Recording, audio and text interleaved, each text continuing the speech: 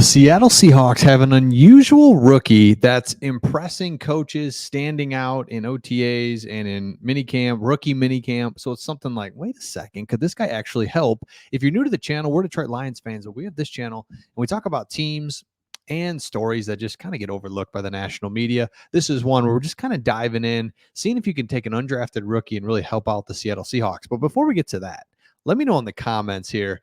NFL Throwback YouTube channel released its Mount Rushmore for all 32 teams. And here are the 4 Seattle Seahawks. I think Bobby Wagner for sure. Russell Wilson, I mean, you got to go with it just because it's like, okay, right? Like, and I say that just because in 10 years from now, you'll be like, absolutely, Russell Wilson, love it. But right now, oh, my cat's walking through. Hold on.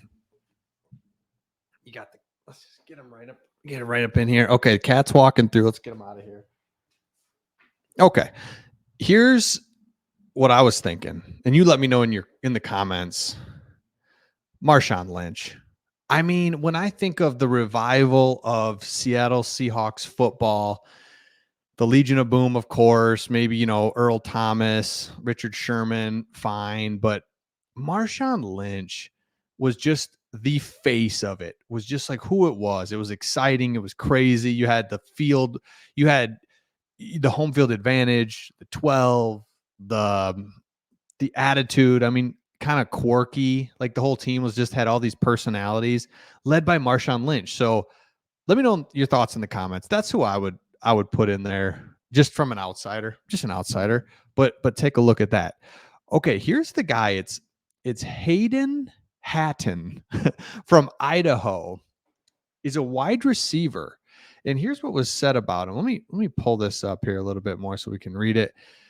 Basically, the Athletic. So I really like the Athletic. It's a paid subscription. So it's like you gotta like there's some good stuff on there, right? There's a lot of articles and different things, but the quarterback play made it difficult to evaluate the wide receivers. But one of the guys who stood out was Idaho's Hatten, who hooked up with an undrafted free agent quarterback a few times during the team periods. On Saturday, he's had separation from Pritchett on a comeback route and caught a pass for a decent gain. Seattle has plenty of talent at wide receiver, but there's occasionally a guy who comes out of nowhere to make an impression. He might be the guy this offseason. It's no secret that the Seattle Seahawks have depth at wide receiver, which we'll get to that in a second, which is really good, right? DK Metcalf, you're just kind of waiting for him to take that one notch up, right? I think we'll get to Metcalf in a second, but it's like, come on, Tyler Lockett, steady. Jackson Smith-njigba, like, let's go. Bobo's is still there, but Hatten could be that 4th, 5th wide receiver, maybe special teams guy. It's a really interesting story because he comes out of Idaho and was just a star there. So he originally committed to Brown, but he's 6'2", 200, ends up going to Idaho, and he didn't play too much in 2019, but then 2020, 21, 22, like really stood out. And then 23 was out of this world. He only had one season where he had a little bit of injury, but it's Idaho. So it's like, okay. So he's Idaho's all-time leader in receiving touchdowns with 33. Finishes his career with over 3,000 yards receiving. He's an All-American. He's first team All-American twice. He's 3-time All-Big Sky, right? So it's like this like small school, highly productive though. So you're like, okay, I'm in for that. And you can see here, like this is from the Idaho website, just accolades beyond belief. So you're like, all right, well, we get it, right? It's undrafted free agent. You don't want to make too big a deal, but you also look over here. Again, I'll highlight on the receivers in just a minute. But if you're a Seattle Seahawks fan, Bobo's always doing something. Cody White, is it D. Williams? Is it Hatten way over here, undrafted free agent? So that's why as we get into the training camp, into training camp, we've got 90 guys. We got to get it down to 53. In order to make a run in the NFC, when you look at the teams like the Niners, the Rams, the Lions, Seattle believes they're up there, and they should, because they had an off kind of weird year. They had a little bit of a turnover, a lot of a lot of the good things hopefully continue for the Seattle Seahawks, meaning just kind of that physicality, the offense. But hopefully there's some things that get better, defensive adjustments, some different things.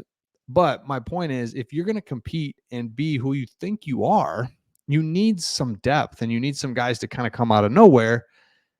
Hayden would be one of those guys. Hayden Hatten right here, way over here. That's just one example. But again, if you look at this offense, Geno Smith, kind of a bounce back year. Geno Smith is who he is, and that's fine. That's not a knock on him at all. He can make it happen. I like Geno Smith. I also like his price tag, right? So with all these quarterbacks, every quarterback that's due for some money just keeps resetting the market. Meanwhile, Geno Smith and the Seattle Seahawks, like, you know what? We're good. Gave him money. He's happy, but we're also not paying him $55 million a year. So you have Geno Smith, Kenneth Walker, Zach Charbonnet. Love that. Now, if you look at the wide receivers, and I think this is the area, if you're a Seattle Seahawks fan, you got to be a little bit encouraged and also question marks. Can DK Metcalf take that one next step? He's not looked at as like this elite receiver. He's not looked at with the Justin Jeffersons, Amon-Ra St. Browns, Tyreek Hills. He's that next tier down where it's like, yeah, he's the number one, but need just that next step from him. What if that happens and you get that from him?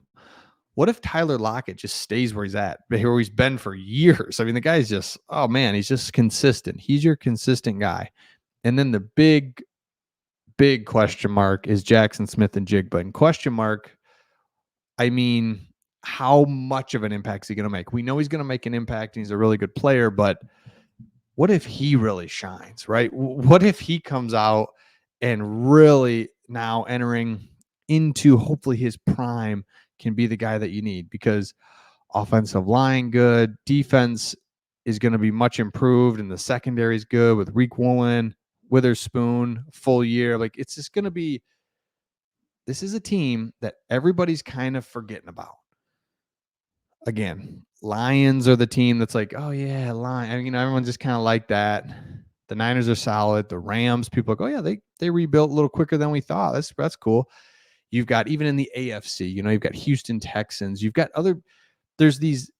everyone's talking about everything but the Seattle Seahawks. And this is a team that I think is going to be good. Going to have to keep an eye out for and just be like, what if they can keep it going? Or I say keep it going / turn it around in the same sentence, because you know what I mean? They're a good franchise, but they needed to just pivot a little bit. They've done that, and now we'll see what happens. So let me know your thoughts in the comments. If you haven't subscribed already, we would love if you did that, and we'll see all of you on the next one.